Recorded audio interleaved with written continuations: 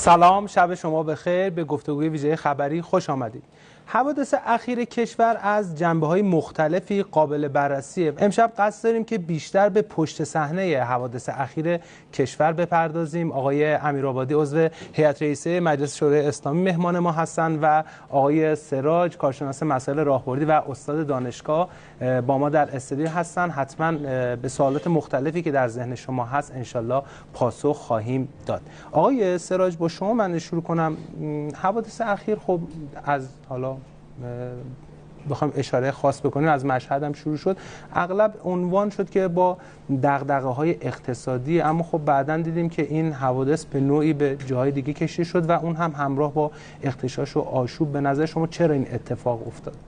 با یاد و نام امام راحل و مقام عظمای فتنه شکن. والا اینکه شما میگین حوادث اخیر، من خودم احساس میکنم که اینم خودش تحت تاثیر تبلیغات دشمن و پیام رسانهایی مثل تلگرام و اینستاگرام و اینهاست. مملکت به حمدالله در اوج آرامشه. 80 میلیون ولایت مدار داریم. 85 میلیون 85 میلیون احسن 85 میلیون 5 میلیونش تو همین حوادث اخیر مثل که اضافه شدن. به عزیزم 150 نفر از سمت مرز بازرگان بدون گمرک وارد شدن که همشون آمریکایی، صهیونیست، منافق، محارب، سعودی بودن. این 150 نفر بر اساس یک سناریوی خارجی که تو هالیوود توسط فتنه‌گری به نام استیون اسپیلبرگ نوشته شده بود میان داخل کشور. این ور بگرد اون ور بگرد، هیچ آدم معترضی پیدا نمی‌کنن تو ایران. 2-3 نفر تو مشهد داشتن به ارزونی اعتراض می‌کردن، این 150 نفر سوار اون 2 نفر میشن، فتنه رو استارت میرن روش، قشنگ فتنه رو استارت میزنن. فیلمش هم هست که حالا من به خاطر بیشتر مسائل امنیتی از پخش اون ما معذور. آقای سراج این 150 نفری که گفته آمار دقیق نیست. کلا اینا 10-15 نفر بودن، اما سناریو خارجی بوده. شواهدی هم داریم که واقعا این سناریو خارجی. بله، شواهد که خیلی زیاده. شما دقت کردین آمریکایی‌ها کجایی حرف میزنن؟ خارجی. انگلیسی‌ها کجایی حرف میزنن؟ خارجی. اصلا یه بار دیدی یکیشون بیاد فارسی حرف بزنه؟ پس این سناریو تماما خارجیه. شما میدونید که ایران رو چند قسمت کرده بودن. شما رو داده بودن به انگلیس، جنوب داده بودن به آمریکا، شرق رو داده بودن به فرانسه، همینطوری داده بودن دیگه. حتی یه قسمتایی رو می‌خواستن بدن به اوگاندا و اتیوپی که دیگه خب وارد شدیم. حالا این سوالی که پیش میاد اینه که ما خودمون میگیم آمریکا هیچ غلطی نمیتواند بکنن، اما الان میگیم که همه این اعتراضات زیر سر این آمریکاست. بالاخره آمریکا میتواند غلطی بکنن یا نمیتواند؟ ما هیچی اون بدبختا رو از بلا تکلیفی در بیاریم. به نظرم آقای سراج اجازه بدین ببین عزیزم، ما اومدیم اینجا جواب بدیم، نه که سوال مطرح کنیم. شما بفرمایید آقای موج، ایشون تازه از سوریه اومده، موج گرفتتش، یه خورده میزنه. خب حتما برای شواهد حتما خدمتتون دوباره برمیگردیم. آقای امیرآبادی، خب این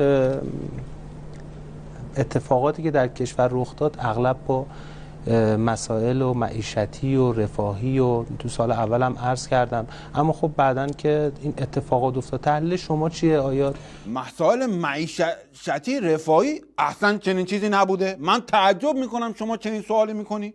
ما رفتیم آمار همه دستگیر شده ها رو گرفتیم. تو فیلم ها هم شما نگاه بکنید کامل معلومه.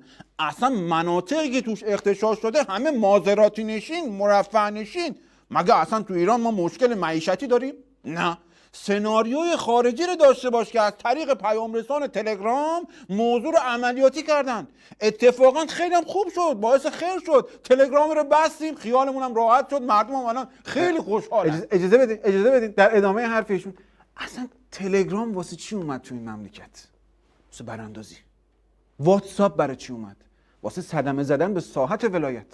شما رد پای این توطئه رو همه جا میتونی ببینی. یمن چرا شکل گرفت؟ تونس چرا تونست؟ کفش سیندرلا چرا گم شد؟ اون 7 کوتوله با سفید برفی چیکار داشتن؟ آقا اصلا پلنگ صورتی چرا صورتیه؟ خیلی موضوعات دیگه هم هست که اینا همش حساب شده است. سناریو خارجیه. بله. آقای سراج، الان یه نکته اشاره کردن، این شهرهای کوچیک. اولا اون شواهد و مستندات موند، چون خیلی شاید بگن که حالا اون بحث سناریو توهم توطئه رو مطرح کنن، بگن که نه آقا اینا دوباره دارن بازی چیزی به خارج رد میدن. واقعا اون مستندات اول بگید و بعدم میخوام بپرسم ازتون که واقعا چرا حوادث این دفعه برخلاف سری‌های پیش که تمرکز روی حالا شهرهای بزرگ بود این دفعه به نقاط دور افتاده افتاد و اتفاقاتی افتاد اونجا که خود مردم بومی اونجا تعجب می‌کرد. مردم بومی که بماند، ما هم تعجب کردیم. یه برادر بسیجی تو یکی از روستاهای دور افتاده با چشمای خودش آرنولد رو دیده بود. یا مثلا مشاور امنیت ملی آمریکا زیر 33 پل در حال هدایت تظاهرات دیده شده. اصلا شما لباسای اینا رو نگاه کنید، همه متحدالشکل، پیرن شلوار. بعد شعارا رو نگاه کنید، خب عجیبه دیگه. یهو 80 میلیون مرگ بر اصل ولایت فقیه. جمهوری اسلامی نمیخوایم. مرگ بر خامنه ای. ببین این چیز هم میگه سید علی ببخشید وقتشه که بلند شید. این رو من دیدم اینقدر خنده دار کرده من هسته. حالا ای رهبر واداد قبرت شده آماده. آقا اینا یه چیزایی به ذهنشون میزنه که اصلا واقعا اونو سید علی وحشی وقتشه که بلند شید.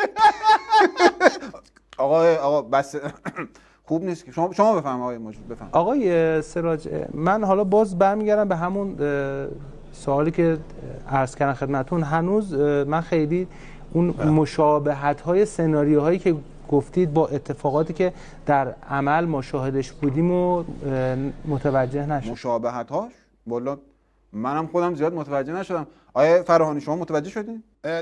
چیره؟ اینم کلا از مخ آزاده. ببین آقای مجری، این سخته که شما بخواید یه شورش میلیونی رو ربط بدی به خارج. خب این سخته. 100 تا تحلیلگر خارجی هم که شما بیاری نمیتونه این مزخرفاتی که ما همین الان ساختیم رو به هم ببافه. خب این دیگه هنر جمهوری اسلامیه.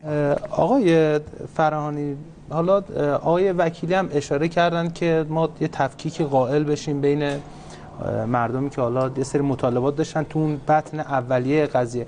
واقعا این دغدغه‌های مردمی برای طرحش و برای پیگیریش باید چی کار کرد؟ برای هیچ کاری نمیشه کرد. ببینید مملکت جمهوری اسلامیه، ولایت مطلقه فقیه، مطالبه و دغدغه بیل میرم.